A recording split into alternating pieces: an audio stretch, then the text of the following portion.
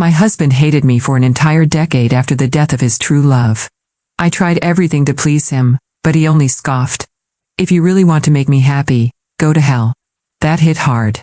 But it hit even harder when a truck barreled toward me and he threw himself in front of it. Sebastian saved my life, only to die in a pool of blood. Before his last breath, he looked into my eyes and said, "If only I'd never met you." At his funeral, his mother wept, "I should never have forced him to marry you. He and Jillian belonged together." His father looked at me with pure resentment. "Sebastian saved your life 3 times. Why weren't you the one who died?" Everyone blamed me.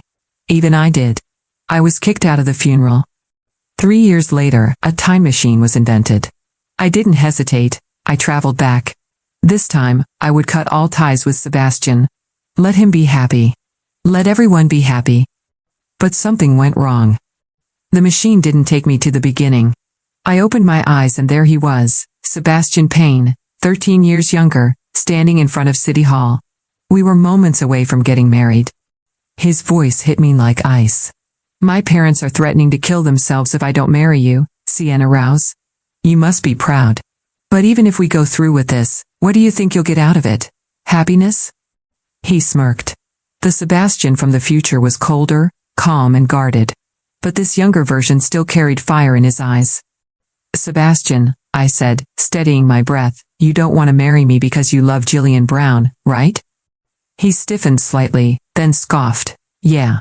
So what? We're already here. You think there's a way out?" "There is," I said quietly. He let out a sharp laugh. "I'm done with your mind games. Just sign the papers. Get the certificate." He walked away. In both timelines, I had loved him for years. And in both, he never loved me. Even his parents once told me, "Sebastian has a sharp tongue but a soft heart. If he didn't love you, why would he risk his life for you?" But they were wrong. He saved me because he was kind, not because he loved me. Before I turned the dial on the machine, I had been told, if I could resolve Sebastian's 3 greatest regrets, I could free us both. The first was marrying me. So I signed the papers, using Jillian's name. Sebastian was waiting outside. I handed him the envelope, but when he tried to look, I stopped him. "Tomorrow, there'll be a surprise," I said with a smile. He narrowed his eyes. "You're acting weird. Are you that happy to marry me?" "Honestly," I whispered, "I'm just happy you're alive." A nearby couple walked by, excited. "There's going to be a once-in-a-century meteor shower tonight. They say couples who watch it together stay in love forever." I remembered watching it with him in my past life, hoping he'd fall for me. But all he did was laugh. "A meteor shower? You think that'll fix a fake marriage?" This time, I didn't hope. But to my surprise, Sebastian said, "If you want to see it, I'll go with you. But no honeymoon. I've got work." I nodded. He flagged a taxi. "I'll pick you up later." Then his phone rang. Jillian hurt her hand. "I need to check on her." "Go home on your own, all right?" "All right," I said. "You used to hate when I went to see her," he muttered. "Changed your mind?" Before I could answer, he added coldly, "Doesn't matter. We're married now. She's no threat." He left. He didn't see my bitter smile. The truth? I had never tried to keep him from Jillian, except once. Years ago, I saw Jillian kiss an older man. Later, I learned she had been with several sugar daddies. That's when I tried to stop Sebastian. But he never knew. Even after her death, he spent 10 years drowning in guilt. If I had to choose, I'd rather see him alive and with Jillian than dead and broken by regret. I went to the university to secure my admission and then returned home. Sebastian's mother, June, greeted me warmly. "You're back. Got the certificate? Where's Sebastian?" He had something urgent at work. She frowned. That boy. On such an important day. His father, Callum, just laughed. "They're married. Dinner can wait." Watching them, my heart ached. "Mr. and Mrs. Payne," I said gently. "We didn't get the certificate. I finalized plans to study abroad. I'm leaving in a few days." June's face fell. "What? Did Sebastian pressure you? You know how much you mean to him. And you studied psychology on your own just to help him." Callum nodded. He's just stubborn. Once you're married, he'll come around. They said all of this before, and it only led to pain. I reached for June's hand. You can't force love. He never loved me. I had a dream last night. In it, we married. But he avoided me. He worked himself sick. When I brought him soup, he refused it. He told me I brought him more pain than joy. And when he was 30, he died saving me. June's eyes filled with tears. I know it was just a dream, I continued, but maybe it's a warning. Maybe we're not meant to be. I just want him to live. Sebastian loved music. He hated business. He only gave it up because of the injury he got saving me. He only married me because of family pressure. I was the mistake. And I don't want to be that mistake again. I'll still take care of you both, I whispered. Even if I'm not your daughter-in-law, I'll be your daughter.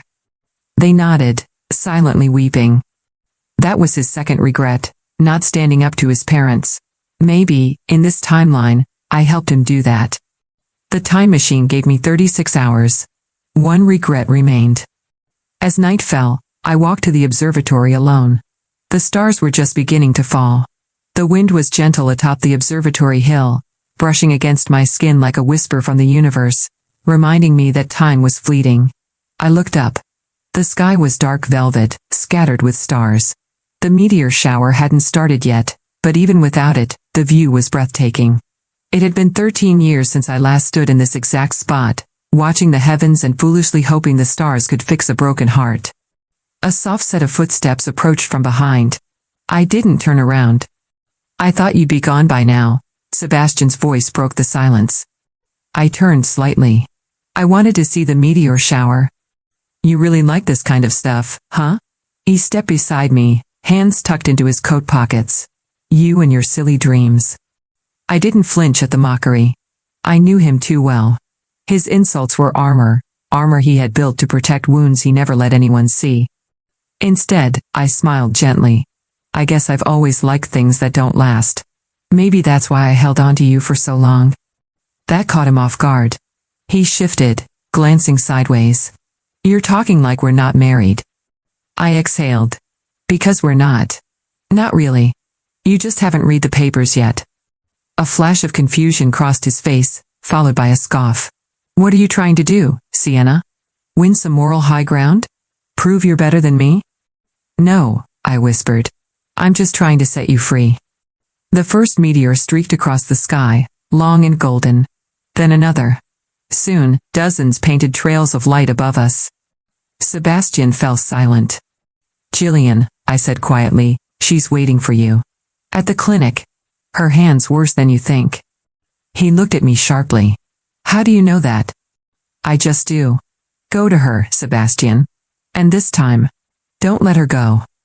He stared at me like he wanted to argue, but something in my eyes stopped him. His jaw clenched. Then, without another word, he turned and left. As his figure disappeared down the hill, I closed my eyes and made a wish. Let this be enough. I stayed until the last meteor faded.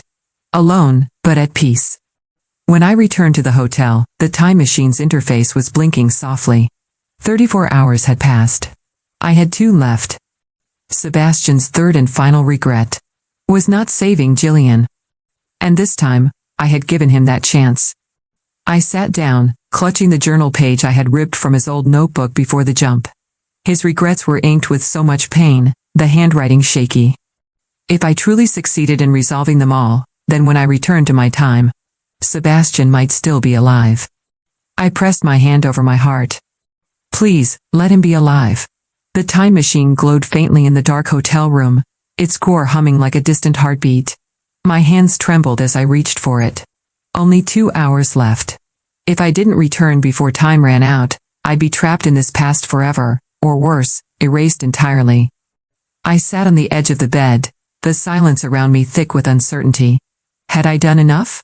Would changing the wedding, convincing his parents, and sending him to Jillian really alter fate? My phone buzzed suddenly. Unknown number, you changed something. We need to talk. My heart stopped. That wasn't just any message. Only one person could have sent it, the Watcher. The one who had given me the time machine. Seconds later, the hotel room phone rang. I picked up. Time is a fragile thread, Sienna, the watcher's voice said, calm and cold. You've pulled at it with trembling hands, but now the fabric is fraying. Come to the rooftop, now. I raced up the emergency stairs, taking them two at a time. The moment I pushed the door open, the wind howled around me. And there he was, tall, cloaked, and standing in front of the machine's twin-core beacon. You didn't tell me the jump would land me at the wedding, I said, breathless. I didn't control when you'd land. The time machine chose that moment because it was the crossroads of all three regrets. I fixed two of them, I insisted. The wedding, and his parents. He's with Jillian now. He'll choose her. The watcher turned slowly. His face was lined with age, but his eyes glowed with unnatural clarity. You gave him the chance. That's all we can do. But the final regret, saving Jillian, depends not on you, but on fate. And fate isn't easily rewritten. My chest tightened. What do I do? Nothing, he replied simply. In 1 hour, you'll return to your time. Either Sebastian will be alive, or not. The path you've paved is fragile. One wrong step, one moment of doubt, and it may unravel. He stepped closer. But be warned, Sienna. Love does not guarantee salvation. If Jillian lies again, if she was never worth saving, then Sebastian's heart may still break. And a broken man will always find a way to die young. I froze. You think Jillian's still hiding something? I know she is. Lightning flickered in the distance. The watcher reached into his coat and handed me a small device. A recorder. You have one chance to intercept the truth. Use this wisely. Record what you must. And when you return, decide if Sebastian deserves the truth, or peace. He vanished into the shadows before I could ask more. 1 hour left. I opened my phone, shaking. Sebastian had just sent me a message. Sebastian, Sienna. Can we talk? I saw what you did. I need to understand why. I stared at the screen, the weight of 10 years and 3 lives pressing down on my chest. I typed back.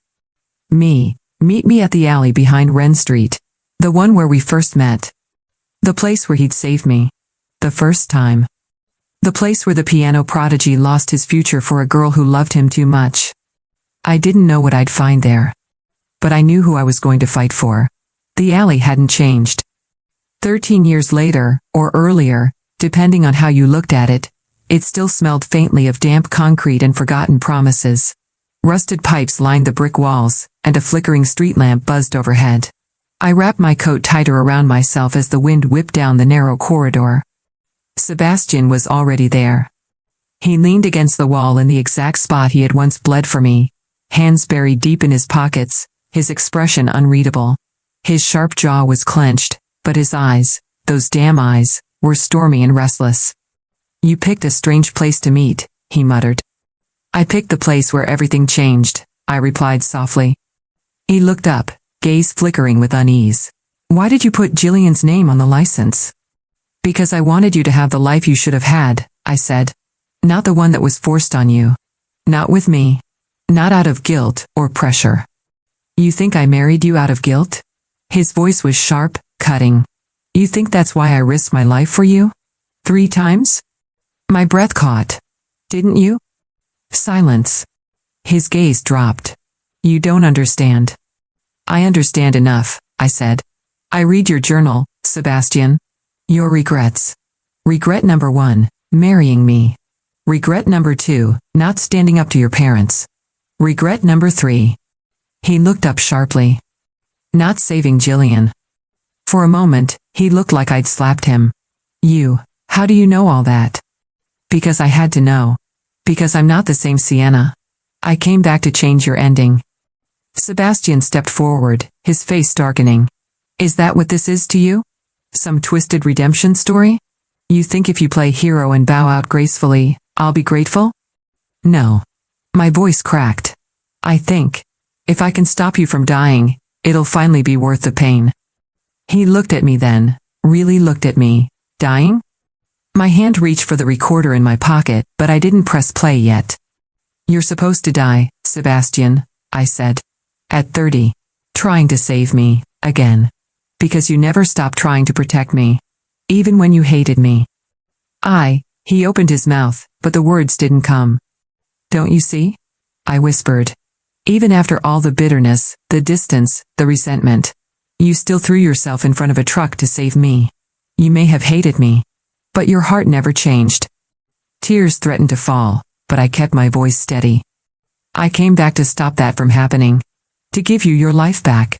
If being with Jillian makes you happy, then be with her. If you want to chase music again, chase it. Don't die for me. Not again. Sebastian looked haunted. You talk like you've already lost me. I did. I watched you bleed out in front of me. I heard your last words. If only I'd never met you. And I lived with that echo for 10 years.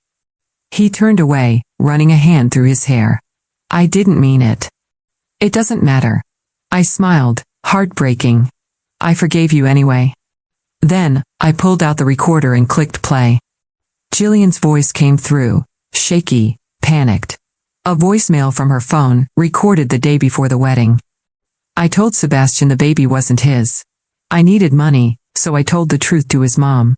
She said if I disappeared, they'd pay me double what I asked. I never meant for things to go this far. Please. Someone help me. Sebastian went pale. I got that message yesterday, I said. From a burner number. Someone knew I'd need it. He collapsed onto the step behind him, stunned. She lied? She took the money. Faked her way out. Let you grieve for 10 years, Sebastian. While I stayed by your side and watched you destroy yourself. His head dropped into his hands. I wasted so much time. No, I whispered, sitting beside him. You loved deeply. Even if it was misdirected. Even if it broke you. A pause. Then he looked at me again, voice raw. So what happens now? I looked at the sky. Now? We wait. I've done all I can. If fate's been rewritten, you'll live past 30. And if it hasn't? Then at least I got to say goodbye the right way. We sat in silence as the stars began to fade and the world shifted toward morning. When I opened my eyes, I was lying on the cold hotel bed, the faint blue glow of the time machine slowly pulsing beside me. The hum was gone. The countdown had ended. I had returned. My heart raced as I sat up. The last thing I remembered was watching Sebastian in that alley, his eyes full of anguish, his world collapsing in slow motion. I had left him there, with the truth, with Jillian's voice still ringing in his ears, and the weight of a future he never asked for. Now, everything felt different. I reached for my phone, fingers trembling. If time had shifted, the evidence would be there, in the details. I opened my gallery. There it was. A photo of a smiling Sebastian. Dated yesterday. Age, 31. Caption, my first recital since college. Thank you all for believing in me. My breath caught in my throat. He was alive. The time machine had worked. I collapsed onto the mattress, tears spilling freely. Not because I had saved him, but because he had finally chosen to save himself. Then the phone buzzed. Sebastian. I had a dream last night. You were crying in an alley. And when I woke up, I knew I owed you more than I ever gave. I don't remember everything, but something's changed. I want to see you. Can we meet? I stared at the message for a long moment, unable to move. Something inside me shifted, not joy, not relief, but something quieter. A peace I hadn't known in over a decade. I typed back. Me. Only if we can go somewhere with a piano. He replied almost instantly. Sebastian. Meet me at the recital hall. I'll play for you. The recital hall was nearly empty when I arrived. Just a few scattered chairs, sunlight pouring in through the tall windows, dust dancing in golden beams. And Sebastian, standing on stage, adjusting the bench, rolling up the sleeves of his crisp button-down. His fingers looked steady, confident, whole. He looked up when I stepped in, and for a moment, we just stared at each other. I didn't think you'd come, he said softly. I didn't think you'd remember. He gave me a half smile. I don't remember everything. But I remember enough. I remember pain. And a lot of silence. But I also remember a girl who stayed. A girl who smiled even when I didn't deserve it. I walked closer. And now? I asked. He gestured to the piano. Now, I want to play something I wrote. For you. I think I've always been trying to write it. I just never got the ending right. Sebastian sat down and rested his fingers on the keys. And when the music began, I felt the past unravel. Every cold night. Every unspoken word. Every moment I wondered if love could be one-sided forever. All of it melted into the melody. It wasn't perfect. Some notes trembled. Others missed. But it was real, alive. And when the final chord rang out and he looked up at me with glassy eyes, I finally understood. I had gone back to save him. But in doing so, I had saved myself too. The final note hung in the air like a breath held too long. Then silence. Sebastian stayed seated at the piano, his fingers resting lightly on the keys, as though letting go would make the moment vanish. I didn't move either. For the first time in years, or maybe lifetimes, there was nothing left to run from. I didn't know how to say it before, he said finally, voice low. Everything I felt for you. It was buried under so much grief. So much confusion. But that night, when I got that message, when I saw what you did, it was like something in me cracked open. I stepped closer, heart pounding. You remembered? Not everything. Just pieces, dreams, feelings that don't fit with the memories I thought I had. He turned to face me, eyes searching mine. But one thing keeps echoing. What? That I died. Hating you. And that you still loved me anyway. The words stabbed like glass, but I nodded. I did. He stood up slowly. Sienna, why didn't you tell me the truth about Jillian sooner? About what she did? I hesitated, then answered honestly. Because you needed to find the truth for yourself. If I had forced it on you, you never would have believed me. You would have hated me more. He looked down at the stage floor, guilt tightening his features. I was so blind. I thought I was fighting for something pure. But it was a lie. It wasn't your fault, I said softly. You loved someone and she broke you. But Sebastian, you still saved me. 3 times. Even when I didn't deserve it. He looked back up, eyes glistening. You always deserve to be saved. I just didn't know how to show you that. A long silence followed. Then, with hesitant steps, he walked toward me. I don't want to waste this second chance, he whispered. I don't know what changed, or how we got here, but I want to try again. With everything honest between us this time. I held my breath. I don't need a perfect version of the past. I just need to know if you're willing to walk forward with me now. My voice cracked when I answered, Sebastian. I never stopped walking. I just didn't know if you'd ever turn around. He exhaled a laugh, shaky, almost disbelieving. Then, without another word, he pulled me into a hug so fierce it stole the air from my lungs. His arms weren't cold or reluctant anymore. They were steady, warm, real. And for the first time since the day I saw him die, I let myself believe it was over. That the pain, the loss, the ache of wondering what if, had finally been rewritten. As we stood there in the quiet of the recital hall, his voice broke the silence one more time. I don't know what our story is anymore. But I want to write a new one. I looked up at him, heart full. So do I. And somewhere, in the echo of fading piano notes, our second chance truly began. Sebastian and I walked out of the recital hall into a world that felt unfamiliar, like slipping into a story I'd never read before.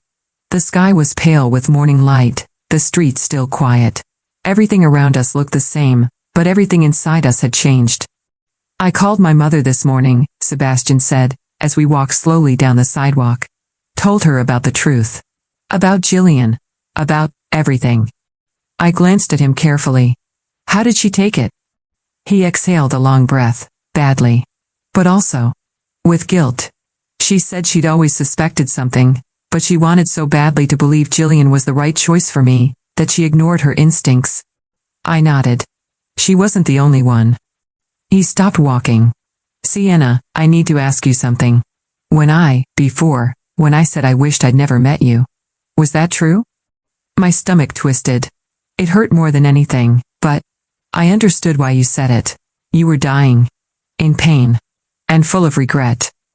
I regret saying it, he said quietly. Because the truth is, Even with all the damage, the silence, the years wasted, I've never met someone who held on like you did. I don't know why I pushed you away so hard.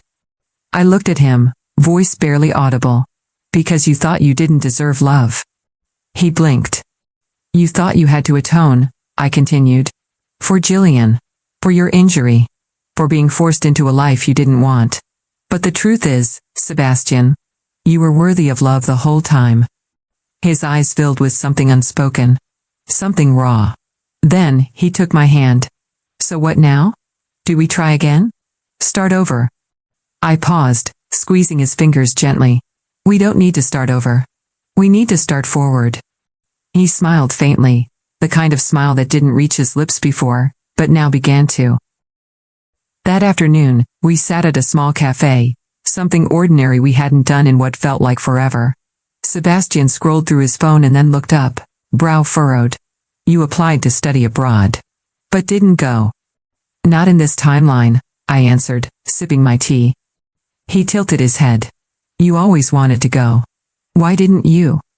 I looked at him, then down at the table. Because back then, I was too afraid to live without you. Even when you didn't love me, I couldn't let go. He leaned forward. And now? I still love you, I whispered. But this time, I love myself too. So if I go, it won't be because I'm running away, it'll be because I'm chasing something that matters to me. He smiled. Then I'll write to you every day. You'd better. I don't forgive easily anymore. He laughed, a sound I hadn't heard from him in years. Not forced. Not polite. But real. For a long moment, we just looked at each other. It wasn't perfect. It was better. Because this time, it was chosen. No guilt. No obligation. No time machines. Just us, two people who had hurt, healed, and somehow found our way back. And as the sun dipped behind the buildings, lighting the sky in soft orange and gold, I knew. This wasn't a borrowed life anymore. This was our beginning.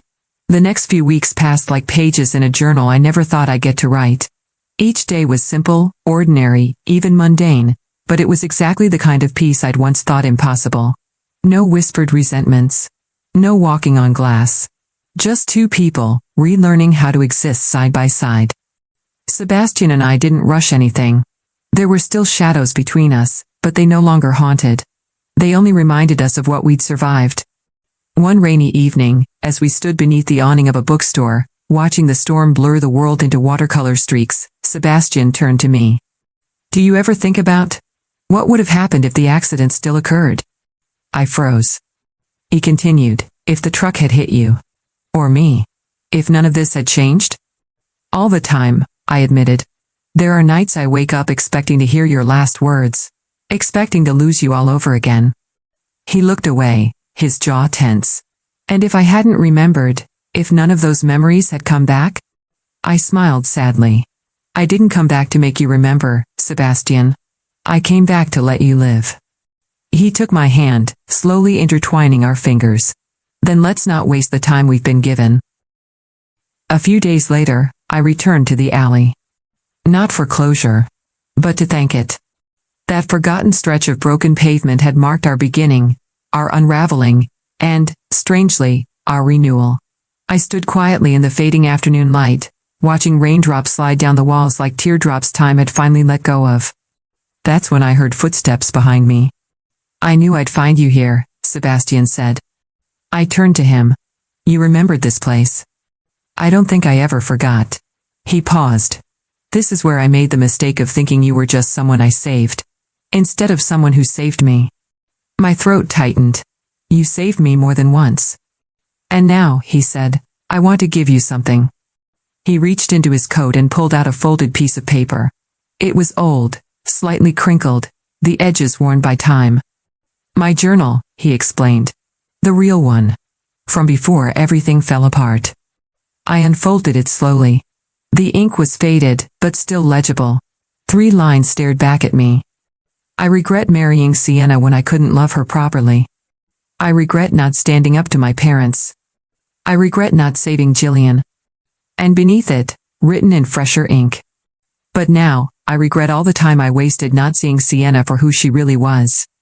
And I don't want to live another moment without her. Tears burned at the corners of my eyes. You rewrote your regrets. He nodded. Because you helped me rewrite my life. We stood there, under the gray sky, holding the past in our hands, but no longer living in it. I love you, I said, for the first time in this new timeline. Sebastian didn't hesitate. I've always loved you. I just didn't know how to deserve it.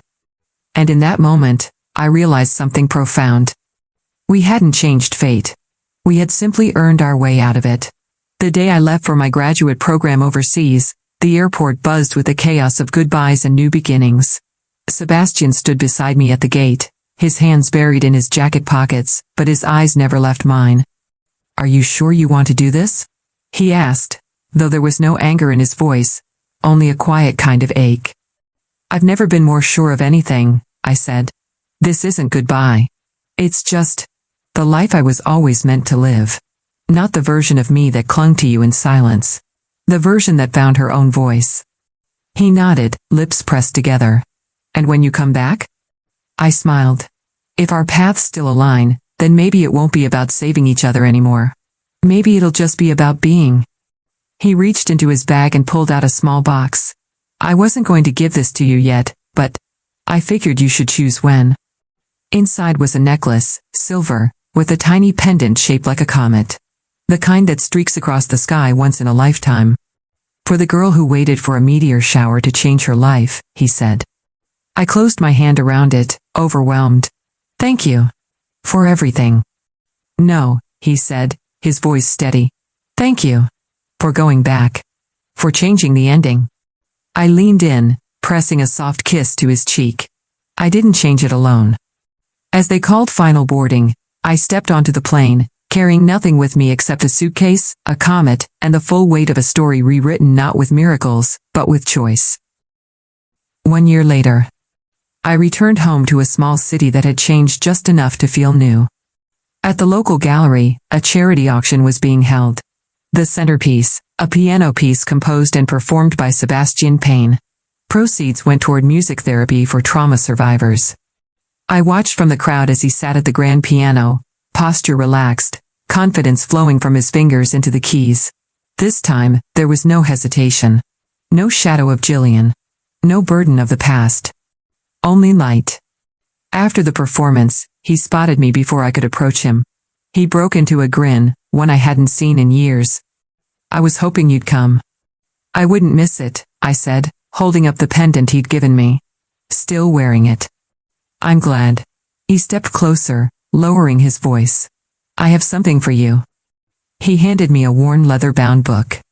It was his journal. The original, and the updated one. Side by side. Inside the final page, a new entry had been written. Greater than today, I saw her in the crowd again. Her smile still stops time. I don't know what the future holds. But if she says yes, I'll never waste another moment trying to rewrite the past. I'll just write the rest, with her. I looked up, breath hitching. Are you asking me to stay? No, he whispered, pulling me into his arms. I'm asking if I can go wherever you go. For the first time in forever, I said yes without fear. Because love wasn't about rewriting time. It was about living the time we're given, with someone who chooses you back. 3 years later. The air was warm that morning, the kind of golden hush that made everything feel possible. Our home sat on the edge of the city, wrapped in ivy and morning light, the piano room's windows flung open to let in the breeze.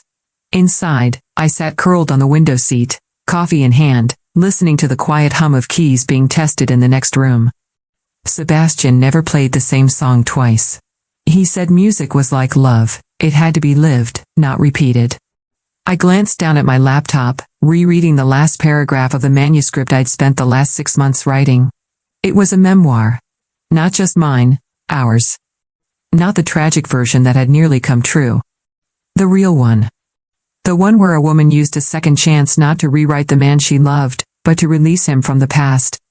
And in return, he'd found his way back to her. A knock came on the frame. Sebastian leaned in, hair a little messy, a pencil stuck behind his ear like always. Finished? He asked. I closed the laptop slowly. Yeah. Final chapter's done. He walked over and sat beside me, looking down at the screen. Does it end the way you want it? I nodded. It ends the way it needed to. He rested his forehead against mine. Then maybe it's time to let the rest of the world read it. I smiled. Maybe. But I don't think it's the ending anymore. It's just where we stop writing and start living. A small giggle echoed from down the hall. Our daughter, Ava, poked her head around the corner. Her curls bounced with every step as she ran to us, carrying a drawing of stars and a piano and crayon. Look. It's the song Daddy played when he met Mommy. She beamed. Sebastian laughed. Close enough. I pulled her into my lap, heart full. It's perfect, sweetheart. As the three of us sat there, tangled in sunlight and music and second chances, I thought of the girl I used to be, the one who begged to be loved, who begged for fate to change. And I thought of the woman I became. Not because fate changed for me, but because I changed it. We never told anyone about the time machine. We never had to, because the proof wasn't in the science. It was in the life we chose to build, day by day. Not perfect, but ours. And in the end, that was the greatest rewrite of all.